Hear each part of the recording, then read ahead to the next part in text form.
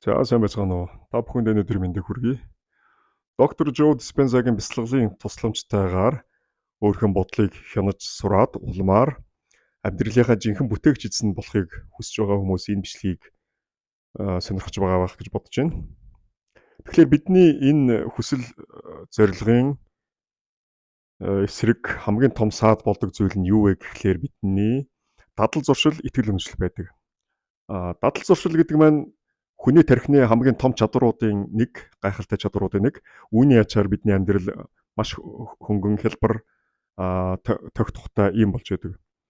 Аливаа зүйлийг бидний биеэрээ болон тархитлагаараа оюуны түвшинд хийж байгаа бүхэл үйлдэлийг өөртөө шингээж аваад тухайн үйлдэлээ дахин давтан хийх тоолонд улам батжуулж бэхжүүлж тухайн үйлдэлээ ямар ч нөхцөлд алдаагүй төгс хийж чадах болтлоо хөгжүүлж шингээж чаддаг энэ чадварыг үндсэндээ дадал зуршил гэж нэрлэж байгаа. Биднээсийн өнөөдрийн төвшөнд хийж байгаа бүхэл үйлдэлүүд маань дандаа энэ дадал зуршлын хүчээр хөгжсөн бидэнд тогтож үлдсэн байдаг. Гэхдээ энэ бол зөвхөн одоо бие махбодоор хийж байгаа үйлдэл төдийгүй толгойд бодож байгаа оюуны төвшөнд хийгдэж байгаа ажлууд буюу тархинд хэрэгжилж байгаа бодлууд, дурсамжууд гэдэг ч юм уу энэ бүхэн маань дадал зуршлын төвшөнд бүр програм гэж хэлж болох үсээр бидний тархинд суусан байдаг. Энэний нөлөөгөөр өнөөдөр бид маш олон зүйлийг амьдралаа удирдах яваад идэг. Нэгсэндээ автомат горим бидний тархийг удирдах бид бодолдоо автомат бодлын эрхшээлдээ өөрсдөө ороод явдаг болчихсон гэж ойлгож болно. Тэгэхээр энэ доктор Жо Диспензагийн бяцлаглалын гол зорилго нь юу вэ гэхлээр бид бодлынхоо боолн болоод бодолдоо удирдагдаад яваад их биш, харин бид өөрсдөө зорилготойгоор бодлоо удирдах, хянаж сурах нь энэ бяцлаглалын хамгийн гол зорилго байдаг гэж хэлж болно. Өөрөөр хэлбэл бид өнгөрснийхөө үеийн тэр сөрөг бодлууд өөрийнхөө тухай биднийг хязгаарлаж яадаг, бид өөрсдөө дотоод хүч чадал, оюуныхаа энэ потенциал, дотоод бэлэг ухааны хүчинд итгэхгүйгээр өөрийгөө дандаа хязгаарласан тийм бодлуудыг тээж яваа тэр бодлууд нь бидний хувьд дадал зуршлын хэмжээнд хүрчихсэн юм л болвол савл хийвэл нөгөө тэр бодлууд орж ирээд чи чадахгүй штэ, чи ингэхгүй штэ, энэ бол чиний явах зам биш гэдэг ч юм уу те. Чи хизээч ийм азтай байхгүй гэдэг ч юм уу. Би бол үнэхээр ийм төвшөнд хүрч чадахгүй, ингэж хөгжиж чадахгүй гэсэн ийм бодлыг төрүүлээд тэр бодлуудыг бидний юуны төрөнд өөрчилж хийж тэр бодлоо автахгүйгээр байж иж өөрчлөлт гарна өгөхөөс ш тэр бодлоо өөрчлөөгөө цагт хизээч бидний амьдралд ахис твшил гарахгүй. Яагаад гэвэл тэрхүү сөрөг бодлууд маань бодогдно. Бодглоороо би яг тэр бодлоо бодоод тэр мэдрэмжийг дахин аваад энэ маань яг л тийм долгион энэ орчлон ертөнц рүү цацагдана гэсэн үг. Тэгээд тэр хэмжээгээрээ яг л тийм ижил давтамжтай, ижил хэлбэлзэлтэй тийм амьдралын бодит тийм нөхцөл байдал бидний амьдрал руу татагдан орж ирдэг буюу өнгөрсөнтэйгээ яг адилхан тийм азгүйдлээр дүүрсэн одоо уналт бүтлгүйтлэг гэдэг ч юм уу тийм таагүй зүйлсээр дүүрсэн дурсамжаа бид нэр дахин давтан бодох тусмаа яг л тийм ирээдүйг өөртөө үүсгэж идэг. За энэ талаар бол энэ бяцлаглалын талаарх одоо номыг уншсан ч юм уу Сувда Эренцэн дөрж багшийн ярьцлага подкастуудыг сонсож байгаа хүмүүс мөн л адилхан яг энэ талаар ийм ойлголт олж авсан байх гэж найдаж байна. Тэгэхээр юуны төрөнд бид энэ дадал зуршил буюу тархинда шингээгээд авсан байгаа биднийг өөрсдийг маань хязгаарлаж идэг боломжуудыг маань хааж идэг өөртөө итгэхгүй байх тэр нөхцөлийг үүсгэж идэг энэ бодлуудыг юуны төрөнд өөрчлөх шаардлагатай болдог. Тэгэхээр дадал зуршил гэдэг маань яг бодит байдлаараа материалын байдлаар яаж харагдах вэ гэхлээр тархинд хүн аливаа нэг үйлдэлийг цоо шинээр анх удаага ч юм уу хийж үзэхэд тархиндх мэдрэлийн эсүүд ойролцоогоор 1000 орчим эсүүд хоорондоо итгэвчээд хоорондоо ийм холболт үүсгдэг байх нь. Үүнийг синапсын холбоос гэж хэлдэг. За тэгээд нэг удаа нэг үйлдэлийг хийхэд ойролцоогоор 1000 орчим ч юм уу тий. Яг ойролцоогоор 1000 орчим гэж хэдүүлээ бодчих. Эсүүд хоорондоо холбогдож синапсын холбоо үүсгдэг бол тухайн үйлдэлээ хийх болгонд нөгөө синапсын холболтууд шин эсүүд шинээр нэмэгдэж идэвхжээд хоорондоо холбогдоод гэсэн үг. Харин нэг удаа хийчээд дахин тэр үйлдэлээ хийхгүй байх юм бол ойролцоогоор 1000 орчим эс холбогдсон байдаг бол тэрэн сүүлдээ цөөрөө тасраад ер нь бол байхгүй болдог байх нь. Энэ бол бидний тархинд мартах үйл явц бол яг ингэж харагдаг байх нь. Харин тухайн үйлдэлээ бид нар өдөр болгон ч юм уу тэгээ өдөр болгон магадгүй бүтэн сарын турш, бүтэн жилийн турш эсвэл бүтэн нэг насаараа тэрхүү үйлдэлийг хийх юм бол нөгөө тэр синапсын холбоосууд маш олон эсүүд идэвхжиж холбогдно гэсэн үг байх нь байна.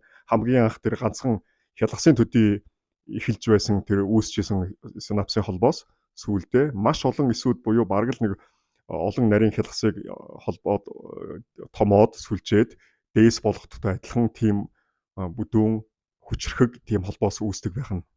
Тийм учраас бидний нөө бясалгалын үед ч юм уу альва зүйлд ингээ эргээр хандах гээд хичээхэд эргээр ингээ бодвол айгүй аятайхан байж идэл нөгөө нэг дотроос маань бүр тийм дадал зуршлын төвшөнд хүрчихсэн сөрөг бодлууд маань альва зүйлээс айх, болгоомжлох, сэрэмжлэх тэр нөгөө төрлөх инстинктээс үүдсэн сөрөг бодлууд маань давамгаалцдаг. Ягаад гэвэл нэг шин сэрэг бодол маань маш өчүүхэн турхан байхад хуучны сөрөг бодлын тэр хэлхээс маань маш хүчтэй байдаг учраас дарангуйлчааддаг гэсэн үг. Тэгэхээр энэ доктор Жо Диспензагийн бясалгалын хамгийн гол зорилго тэгээд техникийн гол нууц нь юу вэ гэхлээр тэрхүү сөрөг хуучин үүсчихсэн нэгэн тэгээ үүсээд тогтчихсон байгаа тэр зузаан бүдүүн синапсын холбоосууд тэн дээрээ дахиж төвлөрөхгүй, тэн дээрээ дахиж анхаарал хаяхгүй байна гэдэг маань шинээр улам бэхжүүлэхгүй, тийшээ энерги өгч түүнийг улам одоо хүчрэг болохгүй гэсэн санаа. Харин түүний оронд хажууд нь шинээр, цоо шинээр өөрийнхөө тухай өөрийнхөө хамгийн сайн, хамгийн бест төлбөрийн талаар бодоод, дүрслэн бодоод яг жинхэнэ бодтой биелжсэн мэтэр бодоод тэр бодлоо бясалгал хийх болгондоо мөн яг сансан үедээ заавал бясалгал хийгээгүй ч гэсэн бус үедээ тэр бодол дээр төвлөрөөд яг тэр мэдрэмжийг өөртөө биедээ үүсгээд ингэж явж чадчихгиймэн шинэ үүсгэж байгаа эрг сайхан синапсын холбоос нь улам бэхжиж, улам хүчрэгжээд нөгөө хуучин холбоосууд нь баг багаар сулраад бүр сарниад алга болтол нь тэрийг хийдэг гэсэн үг. Нэг ёсондоо шинээр үүсгэж байгаа тэр зүйл маань за хэдийгээр бидний хуучны тэр бодлууд маань яг туулаад өнгөрсөн амьдралаас маань үүссэн нэгэсэндээ бодит гэж хэлж болох ус тийм баримтан дээр тулгуурласан сөрөг бодол байдаг бол шинээр үүсгэж байгаа бодлууд маань нэг худал үгийг 1000 дахин хэлэхээр үнэн болно гэдэгтэй адилхан. Гэхдээ эерэг утгаар шүү. Эерэг утгаар өөрийгөө одоо жинхэнэ сайн сайхан болцсон гэдэг өөрийнхөө бест төлбөрийг олон дахин боцоороод сүүлдээ тэр бодол маань бэхжээд ирэхлээр биднээс тийм энерги ялгардаг болно. Одоо сайн сайхан энерги тийм ээ. Тэгж чадсан цагт бид орчлон ертөнц нэг орчлонгийн зам ёсны буюу тэр таталцлын хуулиараа сайн сайхан бодит амьдралыг бид өөртөө татнаа гэсэн ийм утга явдаг шүү. Тэгэхээр энэ бол нөгөө Эйфелийн самхагыг 1 хоногийн дотор бариагүй гэдэгтэй адилхан 1-2 удаагийн бяцлалын нөлөөгөөр бий болчдөг тийм асуудал бол биш. Биднээс одоо юу гэдэг юм тууштай байдал, сахилга бат өдөр болгон хийх тэгээд чин хүсэл эрмэлзэл өөртөө үнэнч байх, сахилга баттай байх зэрэг ийм байдлыг шаардна. Тэгээд тодорхой хугацаанд үнэхээр энэ бол хангалттай урт хугацаа шаардна. Гэхдээ үр дүн бол ер нь хурдан ихэнх хүмүүст богино хугацаанд илэрдэг. Ядчил одоо эрүүл мэндэд нь аягүй сайхан эерэг сайхан нөлөөлөлүүд гараад эхэлдэг гэдгээр би бас бичлэгэндээ оруулж ярьж ирсэн. Тэгээ энэ бол үнэхээр гайхалтай арга байж чаддаг бидний тарих толгоондох тэр бодох, хандах, альва зүйл хандлагыг маань өөрчилж чаддаг. Ингэж гол өөрчлөлт амьдралаа өөрчлөлтийн маань хамгийн их гол зангилаа нь тархинд маань болдог. Тархинд маань ийм хөл юм ер нь бүдүүн тоймоор хэлэхэд ийм үйл явагддаг байх нэ. Ингэж чадаж байж бид амьдралдаа, бодит амьдралдаа тодорхой өөрчлөлт оруулах чаднаа. Итгэл үнэмшил гэдэг маань үндсэндээ олон дахин бодсон бодлыг итгэл үнэмшил гэж хэлдэг байх нь. Нэг зүйл одоо амьдралдаа ямар нэгэн тийм туршлага мэдрэмж авсан бол тэрийг олон дахин боцоороо сүулдэ тэрэндээ итгээд за энэ маань л үнэн юм байна гэж бодчихсан байдаг. За энийг бид бол бас л мөн тууштайгаар дасгал тэр бясалгал хийж байж үнийг өөрчлөхөөс өөр аргагүй болдог. За тэгээ итгэл үнэмшил бол энэ бясалгалд ямар хэрэгтэй вэ? За би өөрийнхөө өнцгөөс хэлэхэд хүний амьдралд сэтгэлд биднээсийг зовоодог сэтгэл хямрааж ингэж зовоогоод айгүй олон асуудал байдаг. Тэгсэн мөртлөө тэр асуудлуудад бид нэр ихснээ сэтгэл зовноод тэрийг ингээд тасралтгүй бодсон ч гэсэн тухайн асуудлынхаа үр дүнд нь нөлөөлж чаддгүй тийм асуудлууд байдаг шүү дээ. Нэгсэн айгүй тийм том хэмжээний асуудлууд тийм ээ. Тийм том хэмжээний асуудлуудад бид яах ёстой вэ гэхээр уг нь бол хүн тодорхой хэмжээнд тийм шүтлэгтэй байвал их зүгээр. Огт ямар ч тийм шашин, тийм шүтлэг байдаггүй атеист хүмүүс бас байдаг тийм ээ. Ямар ч байсан шүтлэгтэй байвал илүү зүгээр санагдсан. Яагаад гэвэл бид үнэхээр өөрсдөө ингэж давж чадахгүй, бид хичнээн санаа зовоод хичээгээд тэр асуудалд ямар ч нөлөөлөл өгч чадахгүй ийм том асуудлуудыг шийдэж чадах том биднээс одоо давсан хитийдсэн тийм хүчтэй нөхдүүдэд буюу бидний өөрсдөө тэр шүтдэг шүтэн байдаг ч юм уу, итгэдэг бурхан шашны ямар нэгэн тийм итгэл үнэмшил байдаг бол түүндээ даатгаад орхичдаг. Нэгэсэндээ ийм асуудал байна те энийг мэн та одоо аваад надаас салгаад аваач надад санаамар үлдээгээч гэж хэлдэг ч юм уу те яг иймэрхүү байдлаар даатгах хэрэгтэй болж таардаг. Хэрвээ ингэ даатгаж үнэхээр даатгаж чадах юм бол тэр хэмжээгээр бидний сэтгэл хонгойдог. Өөрөөр хэлбэл бидний нэг сэтгэлийг зовоогоод хямраагаад сайн сайхан зүйлдээ төвлөрөх гээд байхад түүнд мэн саад болоод байгаа тэр асуудлуудын ихэнх нь байхгүй болж чаддаг байхгүй. Тэр нэг чухал санагдсан. Тэгэхээр энэ даатгал гэдэг энэ зүйлийг бид хэр хүчтэй, хэр үнэмшилтэй хийх нь үр дүн ямар байх нь бид тэр тухайн одоо итгэдэг гэж боддог те өөрхөн шүтэн, миний шүтэн гэдэг ч юм уу те тэр зүйлдээ хэр итгэж байгаагаас шалтгаалдаг. Үнэхээр тэр зүйлдээ итгэдэггүй, тэр шүтэндээ нэг сайн итгэж чаддгүй ч юм уу те зүгээр л эргэлздэг.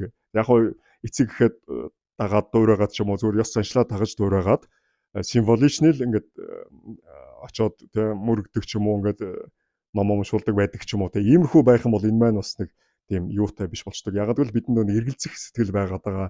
Эргэлзээд байгаа учраас тэр даатгал маань хязгаарч хүчтэй болж чаддгүй юм байлаа л дээ.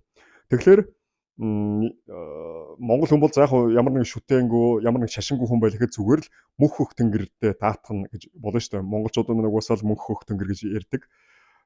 Тэгэхээр мөнх хөх тэнгэр маань одоо доктор Жо Диспенсагийн хэлж байгаагаар хэлдэг тэр нэг квант талбар гэдэг маань л одоо монголчуудын хувьд мөнх хөх тэнгэр болчихж байгаа байхгүй юу. Тэгэхээр мөнх хөх тэнгэртээ ингээд даатгачих бас болно. Хэрвээ ямар нэгэн шашин шүтлэггүй бол тэ. Гэхдээ даатгахдаа за үнэхээр миний энэ амьдралд маань ингээд нөлөөлөд байгаа энэ том асуудлыг өшөө бүр том тийм хүчтэй зүйлд нь шүтэнд нь ингээд даатгаад орчих юм бол асуудлыг шийдчихнэ. Ёстой л нөгөө тэнгэр мэдэг гэдэг шиг тэгж бодоод яг тийм сэтгэлээ төрүүлээд 100% итгээд ингээд хайчих юм бол тэр хэмжээр бид нэр сэтгэл онгойчд юм аа. Тэгэхээр энэ сэтгэл онгойгоо сэтгэл амар байна гэдэг маань бидний эрүүл мэнд болоод цаашдаа нөгөө ирээдүйн сайн сайхан ирээдүйн өөрхөн бэст төлбөрийг төсөөлж бодож түүндээ хамаг анхаарал энерги төвлөрүүлэхэд маш тустай байдаг. Яг энэ утгаараа хүн ямар нэгэн тийм ихтгэл үнэмшилтэй шүтдэг ч юм уу те итгэдэг нэг тийм зүйл байвал айгүй зүгээр юм байна лээ гэж хэлэх байна. За тэгээ өнөөдрийнхөө яриаг энэ бичлэгийг ингэсгээд дуусгая.